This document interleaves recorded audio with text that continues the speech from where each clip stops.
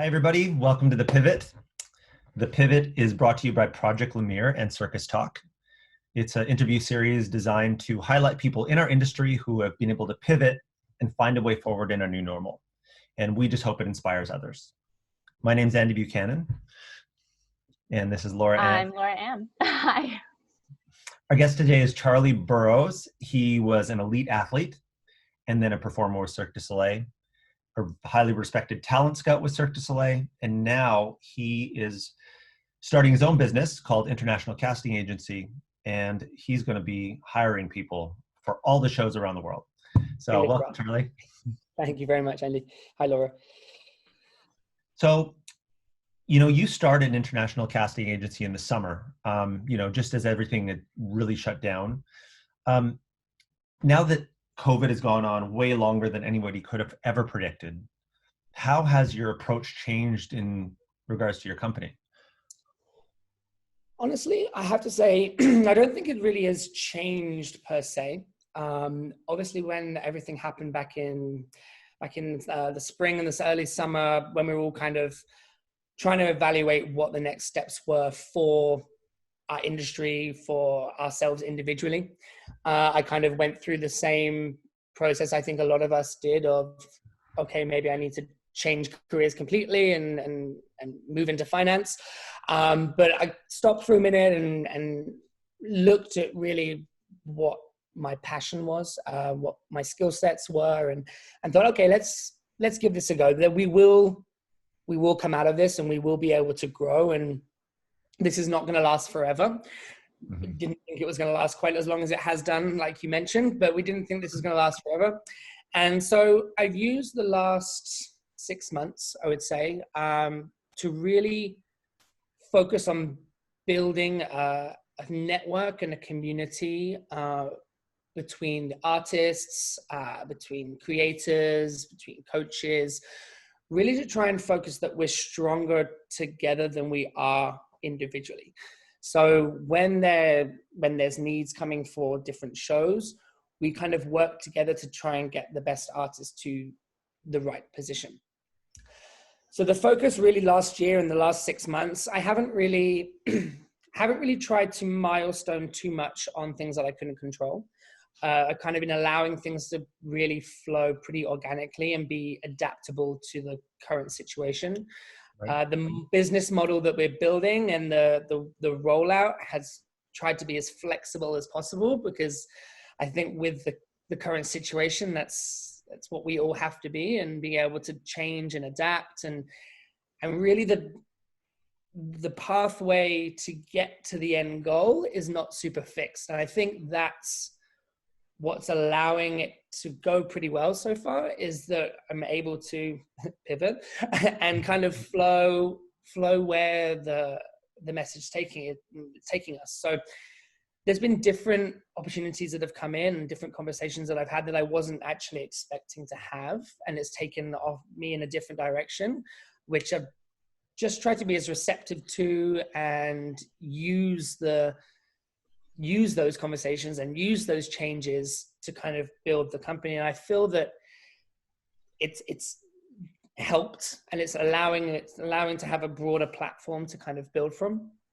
So really I would say the extended period that you mentioned that this is taking, really I'm just trying not to put too much pressure on myself or the business to deliver certain deliverables when we really don't have any control over when entertainment is going to be back up and running. It will be there, and we're all very excited for when that's about to happen.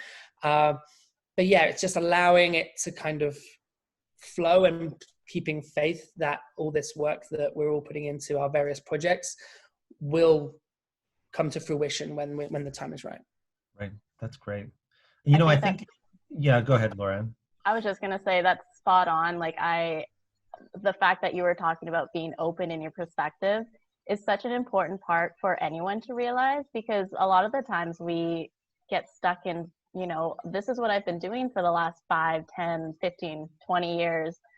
I don't know anything else. And once you get stuck into that tunnel mindset, it's really hard to be open and be perceptive to new things that are coming your way. And you mentioned like finding your skill sets and kind of focusing on those transferable skills. And we've had previous things come out on Project Lumiere where we talked about those transferable skills. And just as like a quick follow-up, like, was there anything you used in particular to find out what your transferable skills were? Or, you know, because coming from an artist, a lot of times an artist may just think, oh, I'm only good acrobatically.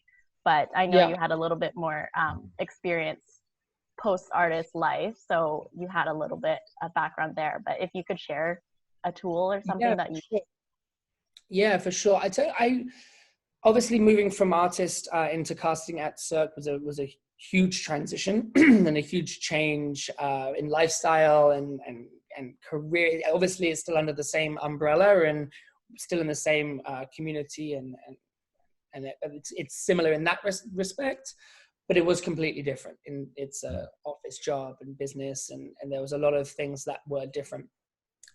Obviously, working in casting at Cirque and having a casting agency, it's very similar, but also the reason I tried to stay in this area, in this field, I kind of stopped for a second and thought, what am I good at, and what makes the last 5 years, what made me successful in the last 5 years? Why did I enjoy what I was doing at Cirque, and why did it go well?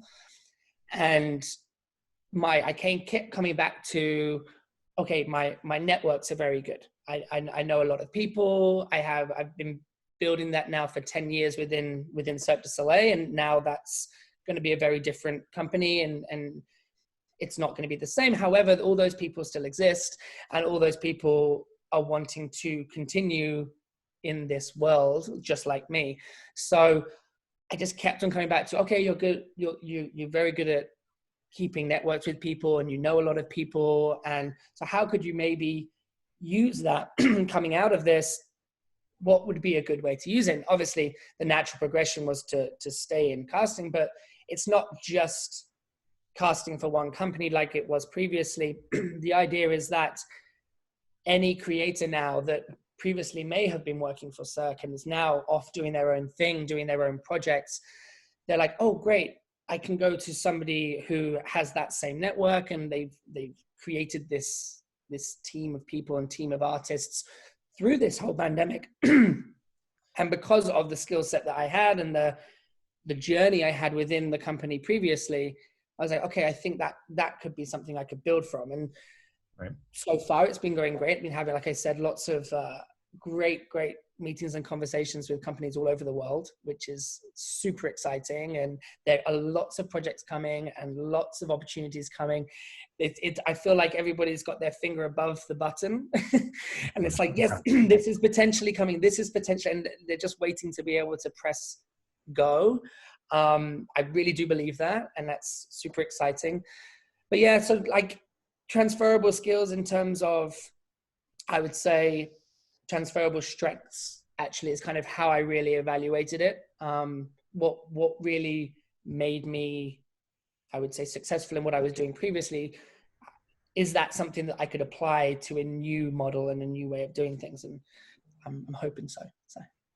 Awesome. That's so good. Yeah, you hit the nail on the head there for sure. So as it relates to your own mental health, because we do try to focus a little bit, this year has been challenging and testing everyone. How have you dealt with COVID fatigue in particular?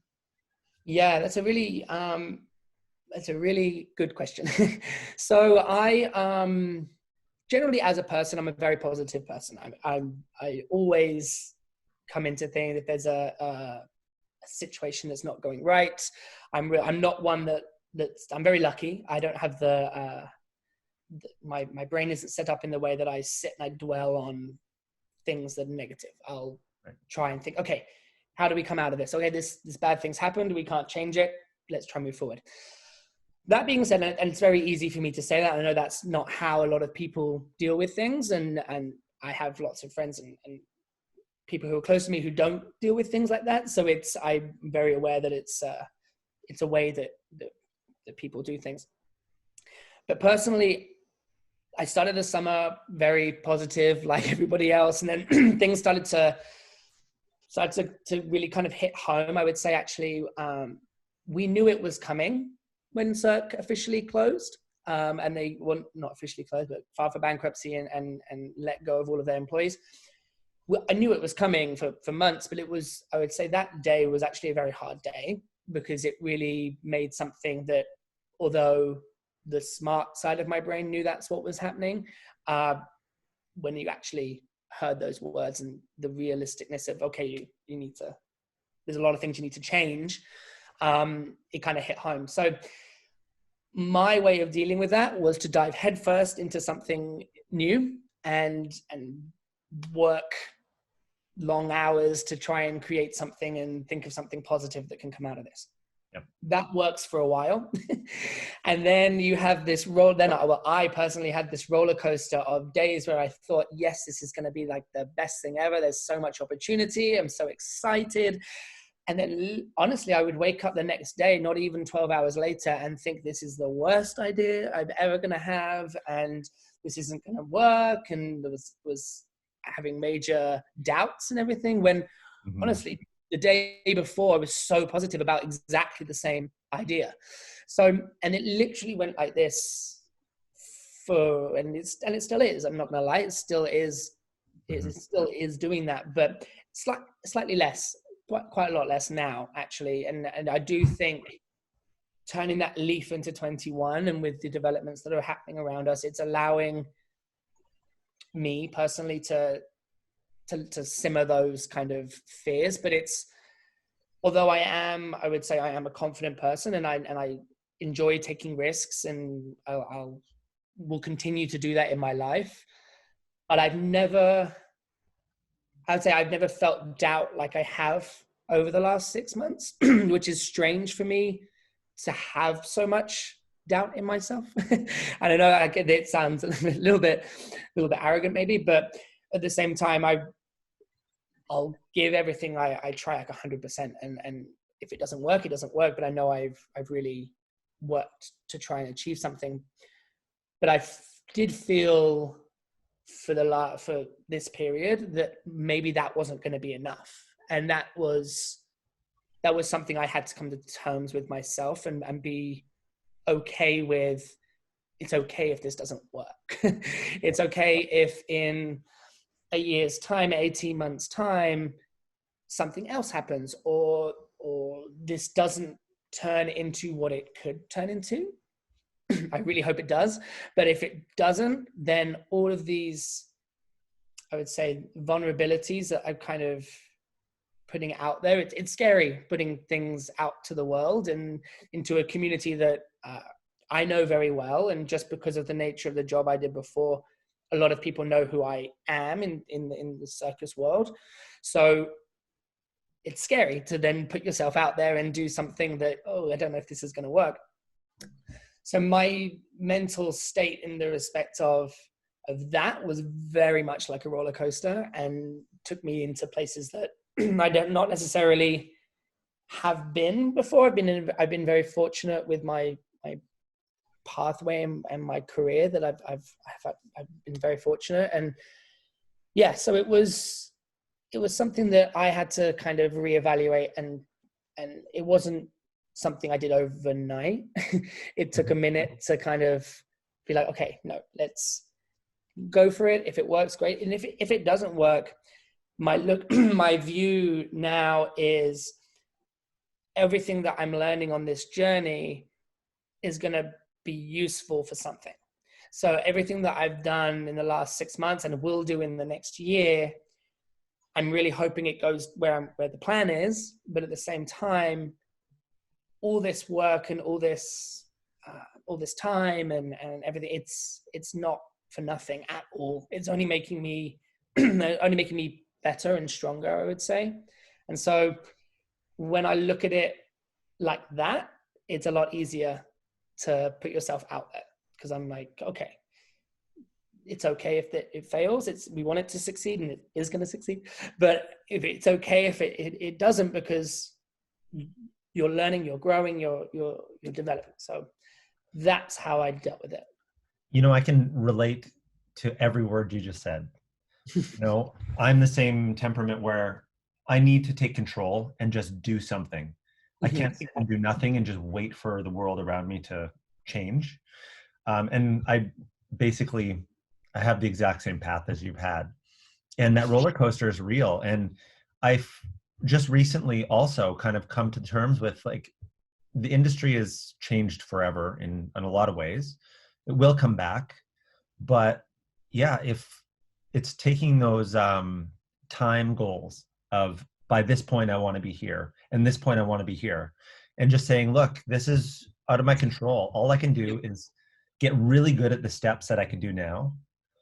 And so I feel like a lot of people like yourself, you're building from the bottom up, and that bottom platform is going to be so much stronger because you have this luxury of the time you have in that area to build that. Exactly, 100%. And that's the other thing. It's how I was looking at things, because I'm very impatient. I'm an extremely impatient person, and an example of that is when I was competing and I was at the World Championships, and the talent scout from Cirque came was at the championships, and we knew each other. We'd become friends over the years at the championships, and she said to me, okay, we were talking about Cirque, and I went, oh, I don't want to be an artist. I want to have your job. And she's like, well, that's probably not going to happen straight away, because you need to put some work in. And I'm like, yeah, but I don't know. I want to do that. Mm-hmm. And she goes, well, okay. And then I ended up being like going to La Nouba, and I was there for over many years, and it obviously took time, but I needed to do that. But I was so impatient. I just wanted to get to the next step before you've done the one before.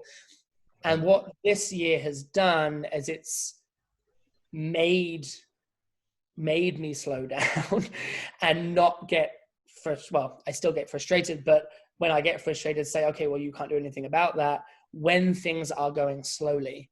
And actually being forced to go slower probably isn't the worst thing.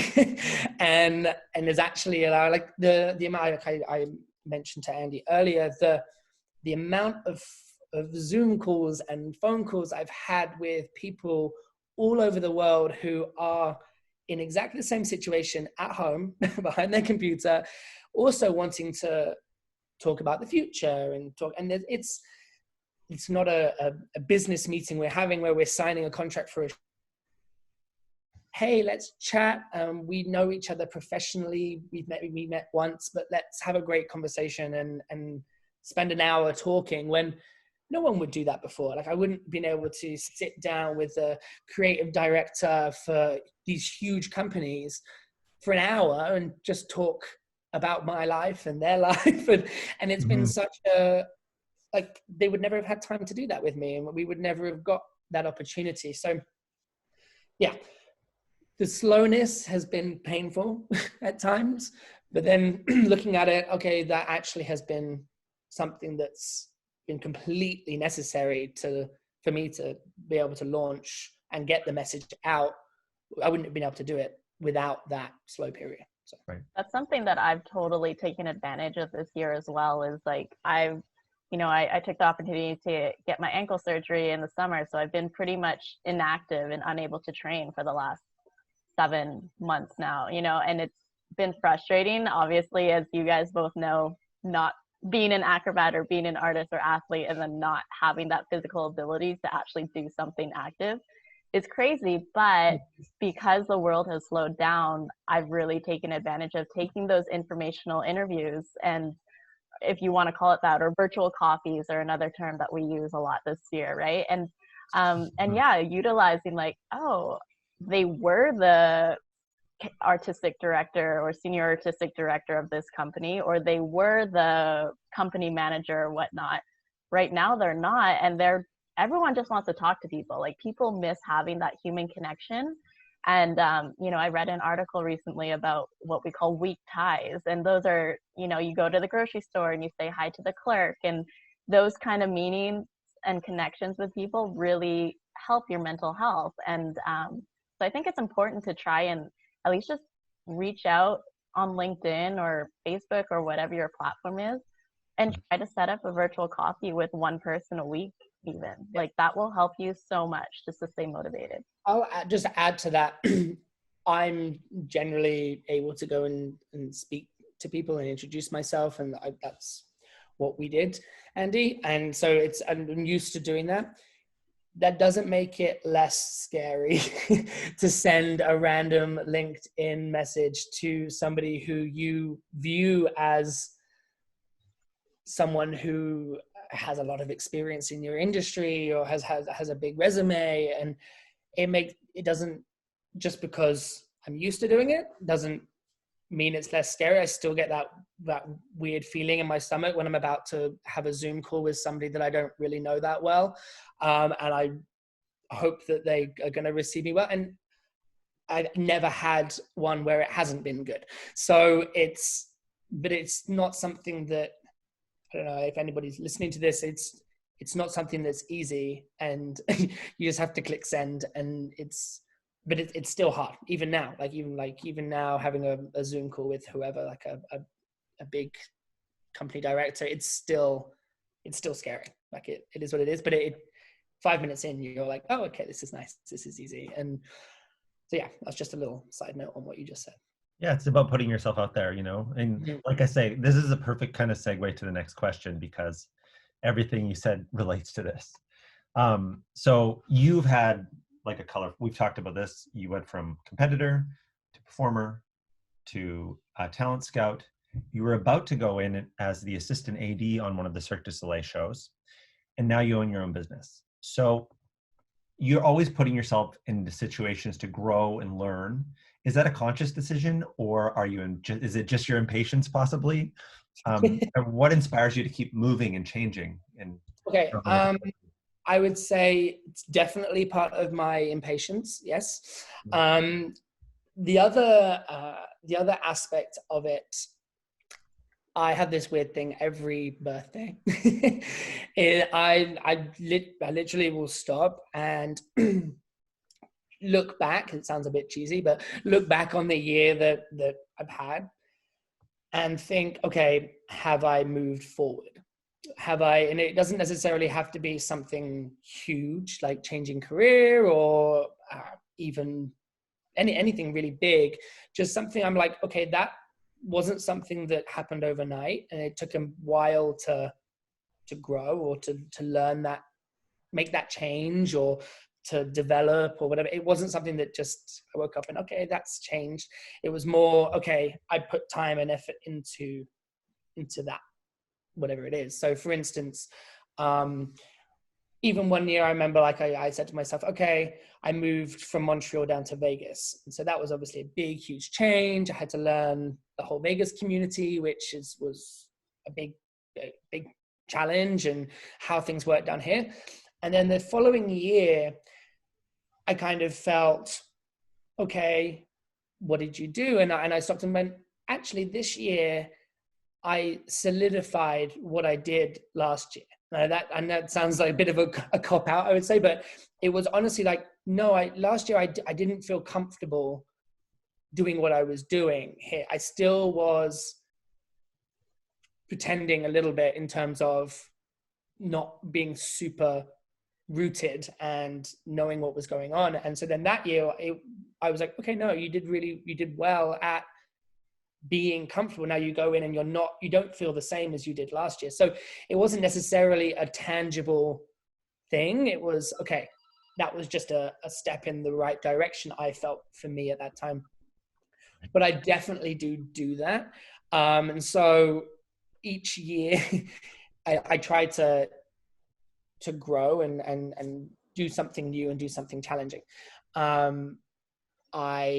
It's just, I'd say, part of who I am. For instance, I guess it's maybe something I give out as well, because when I started at La Nouba, the head coach, Matthew Sparks, said to me, I only see you here for 3 years. And I'm like, why? He's like, I only see you doing house troupe here for 3 years. You're going to be doing something else after that. I ended up doing 4 years because I had a bit of an accident, but he and I was out for a year. But literally, it was almost to that 3-year mark. And even on my poster, Matthew even says, I told you 3 years. And so it's, I don't know if it's, I hadn't even said anything to him, but it's just an internal, I would say, process I do on a regular evaluation, because also the whole getting old thing is a thing. But like my view on it is, okay, if you wouldn't change anything from the last year, well, we all have to get old. So it's when you look back and you're like, okay, well, that I was stagnant, or I don't like what's happening in that part, then this is a time to evaluate and not just keep going and keep going and keep going and not take a step to look back. So I say that's probably why I'm often looking for the next challenge. It doesn't necessarily, you kind of have highlighted all the big, huge changes, but there's been lots of little ones along the way which kind of build up to those huge changes. They're not like overnight things. Well, and I think there's a lot to be said about what you said about having that year where you solidified what you did the year before, because it's not easy, but there's that excitement factor when something's new.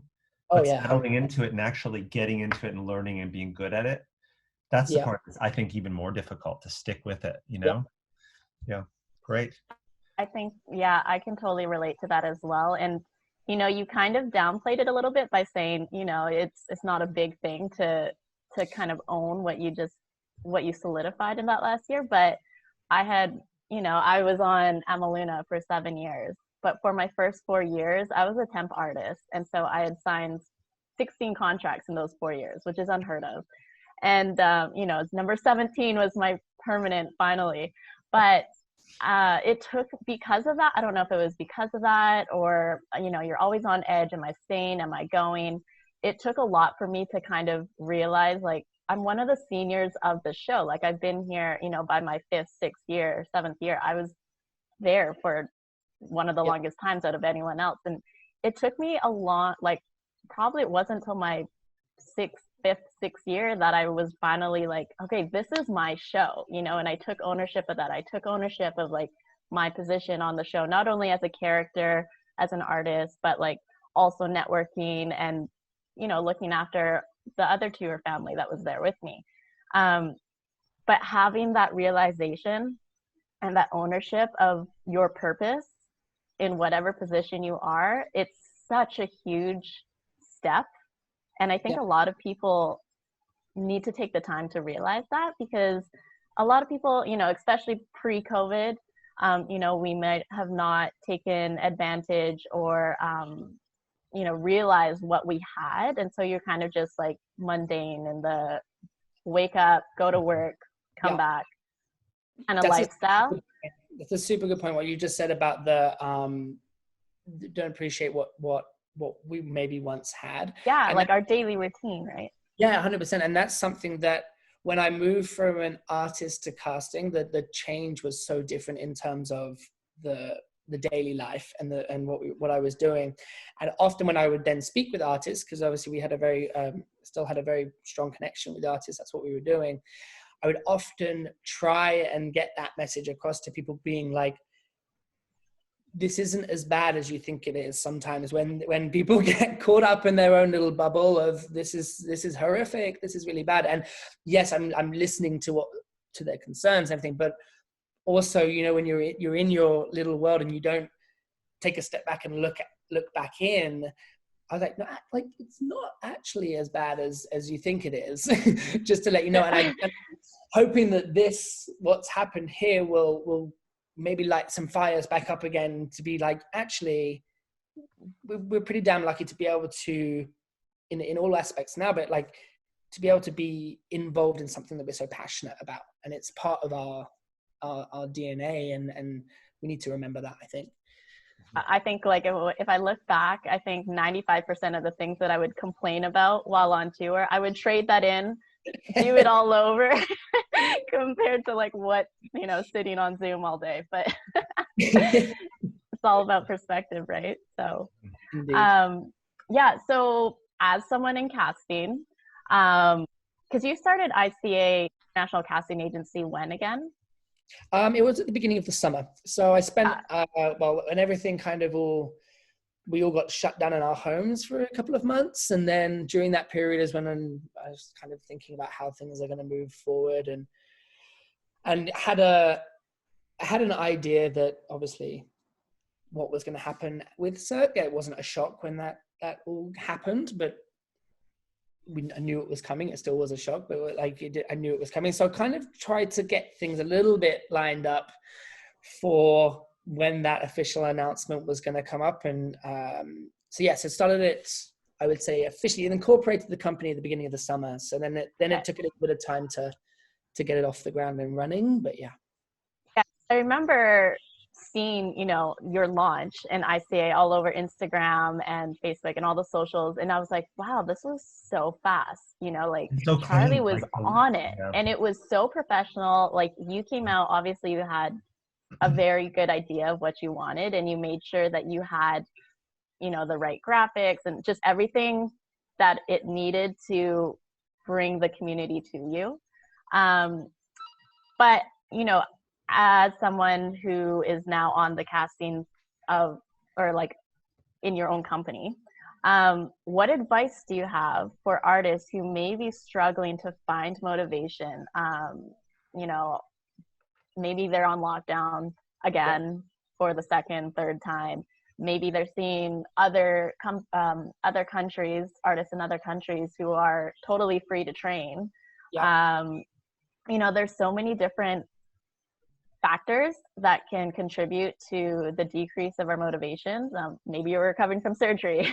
So like, as someone, and you've been saying that you were talking to other companies globally about future projects and things. So it's like, what kind of advice can you give as hope, and just try to, lift this up? Sure. So like I said before, I've had lots and lots of calls with people giving me, oh, there's this project coming up, which is very, very exciting. It gives me hope for my company. It gives hope for the community. It gives hope for the entertainment world. Right now, it's still a little bit just hope because there's nothing down on paper, nothing signed yet. But for artists and just the message really to give to them is that there is stuff coming, and we're all in this together, in the respect that we're all waiting for people to just push that button and we go. And I honestly feel that when that button is pressed, it's going to be an avalanche of opportunities, and things are going to move very, very quickly. So I had a conversation with yesterday with a meeting with a major cruise line company, and they're saying, okay, we're looking for this profile. Can you show us some candidates? So excellent. Was showing, reached out to various different people, and the amount of people I've spoken to who still don't have a well-polished demo on hand, able to create their profile quickly, a clean resume, all these things that really the last 6 months should have been used to make your sellable package. Because the message I said, when is this contract starting? We don't know yet, but as soon as they say we can start sailing, it's going to be 100 miles an hour, and we're going to need submissions. It's ASAP. We're going to make decisions really quickly. So for me, the message I'm getting from clients and from different producers is we're on this pause, on this hold, but as soon as it's go, it's going to be go, go, go. And there isn't going to be time to give people 2 weeks to go and make this and put together your demo or whatever it is you need to put together. It's going to be like, we need to see a complete act, secondary skills, or like everything, present condition, all stuff that you will have old footage from if you're not able to film something now. basic strength and conditioning to show physical condition now is also a key thing that keeps coming up in meetings, because everybody is scared that they're going to get demos from people pre-COVID, and then they're not in the same condition. So even if the demo is not showing your act filmed yesterday, you can find a space to show your physical condition, preparation, and to show that during this you've kept in shape and you're going to be able to come back and perform at the same level. So really, just if you're trying to, like we've done, focus your energy somewhere, is trying to create basically everything that you have ready to go. And so we're not waiting to get it from you, because I honestly feel it's going to be quick, very, like we're going to want it up and running. These companies have had no entertainment for nearly a year now. Mm-hmm. The quicker they can get these shows open and going and making money, the quicker that's literally going to be the game plan. So my message would be, focus on creating your marketing material the best of your ability. And if you do have access to go and film a recent act, go and do it. Film a nice, clean, ready to go act. Have it there. Have everything all lined up so that you are as ready as the productions need you to be when that go switch is hit. So yes, honestly, that's what I would suggest. And it's remarkable how many conversations and it's great because I'm having them now. And so people are, oh yeah, you're right. And if you go and create a profile with us on the website, then we have everything there and are able to send it even before we've even confirmed with you that you're available. All these kinds of things to inspire different creators and show, oh, this person learned this new act during the last 6 months. We had no idea they did this. They've just sent it in. Here you go. They now have 2 skills, and that makes them even more hireable than somebody who only had 1 initially. All these things that we just don't know unless you show us. So yeah, my message is there is definitely stuff coming. I'm hopeful as everybody else that it will happen sooner rather than later.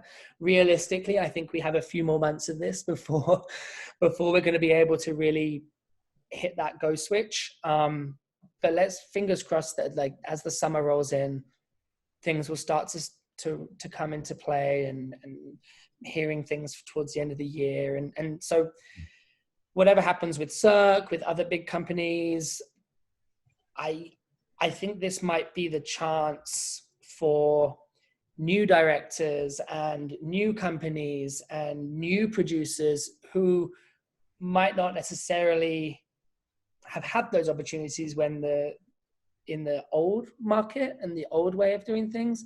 I really think there's going to be a big kind of wave of different companies, different opportunities, and to be ready for those is just the main message for that. You know, and yeah, go ahead. I was just going to ask, would you say, because I know some people get so tied up in, I need to have the perfect demo with the perfect song and the perfect video quality.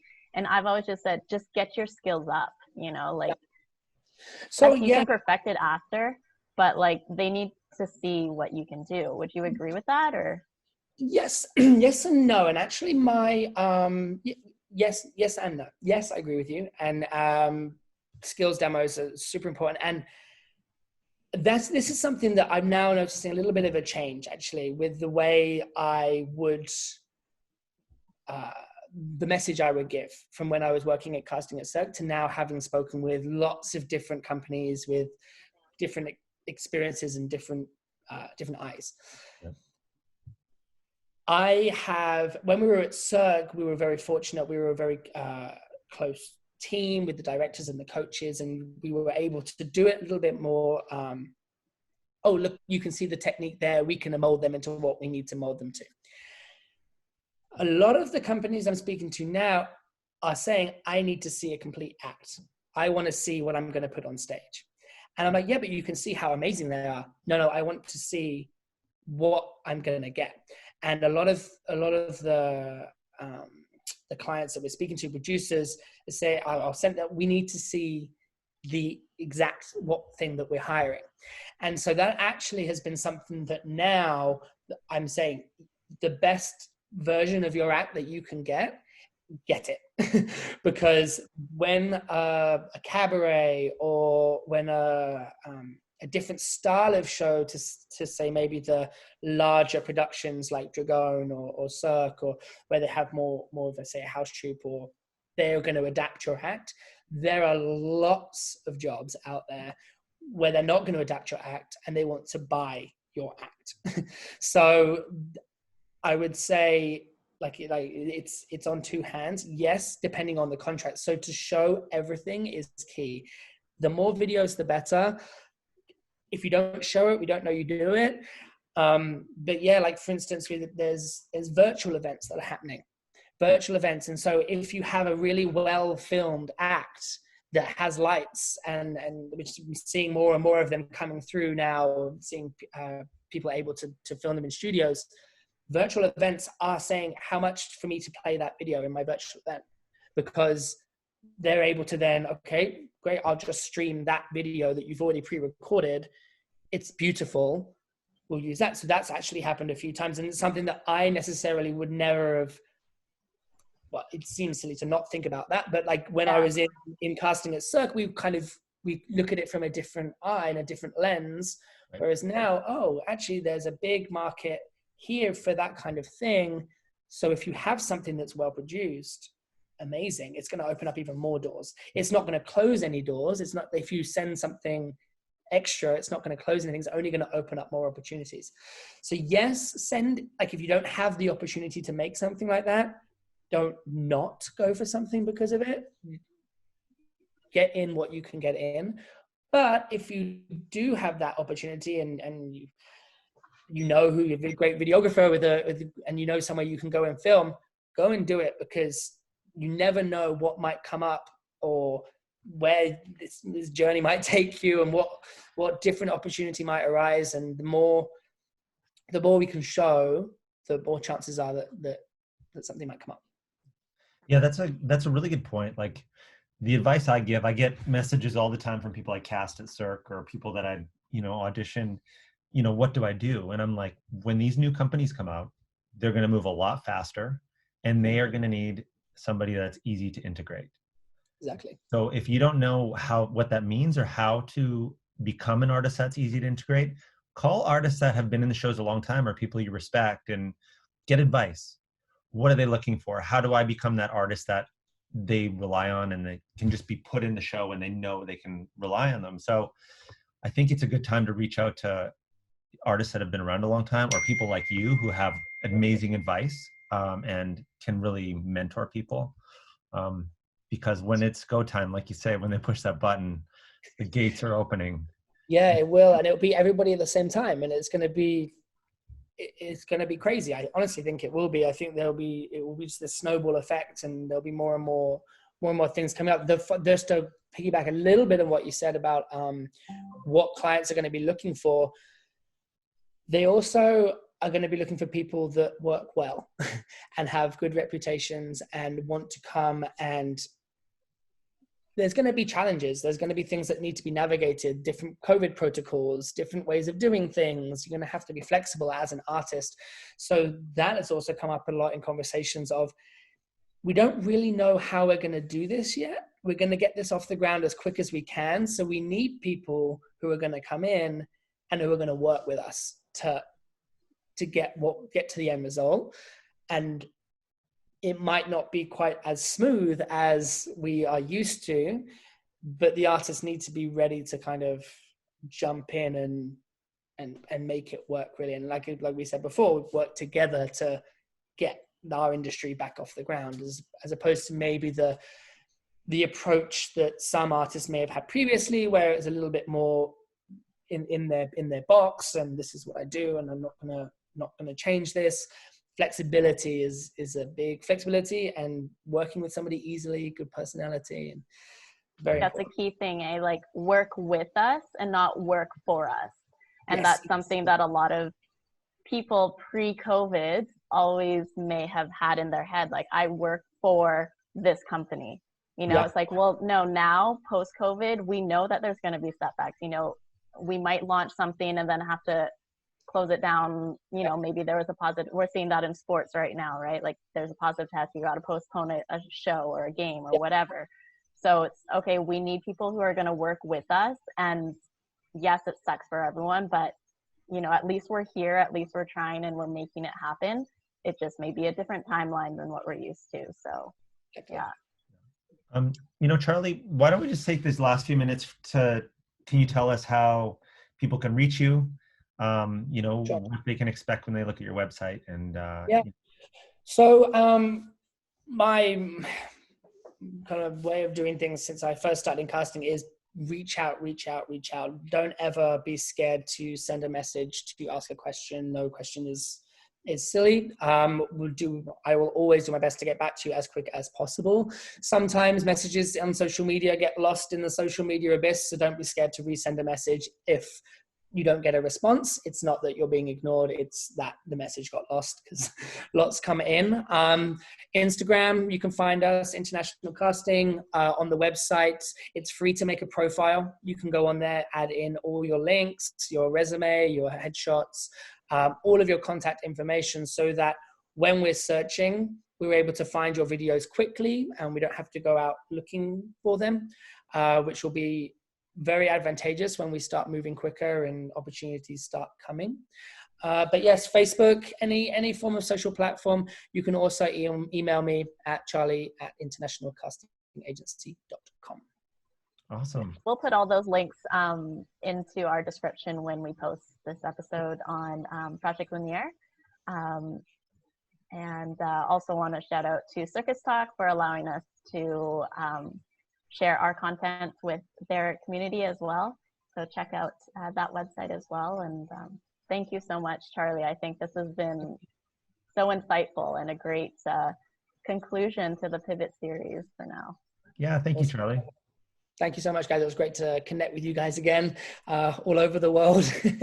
We've got London, Canada, Las Vegas. So it's really great that we can do this. Thank you. All right. For sure. Thank you, guys.